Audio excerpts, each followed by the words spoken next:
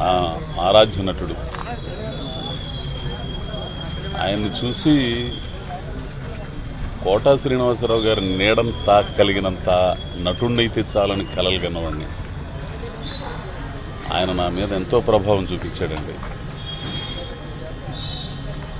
అంత మహా గొప్ప నటుడు. అంతే, ఏ పాత్ర చేసినా పాత్రే కనపడి తప్పితే కోటా గారు కనపడరు. కొంతమంది చేస్తున్నప్పుడు వాళ్లే కనపడతారు తప్పితే పాత్రలు కనపడవు. కానీ కోటా గారు అంతే వచ్చారు. అందరిలాగే ఈశ్వరంగారావు, రాజనాల పెద్ద పెద్ద నటుల్లాగానే వచ్చారు. వారి కార్యక్రమాన్ని వారు పూర్తి చేసుకున్నారు, వెళ్ళారు. కానీ కొన్ని తరాల వరకు ఆయన మిగిలిపోతాడు ప్రేక్షకుల హృదయాల్లో. నాలాంటి నటుడికి ఎంతో ఆదర్శనీయుడు నటుల్లో. ఈ రోజున ఆయన పరమోదయించడం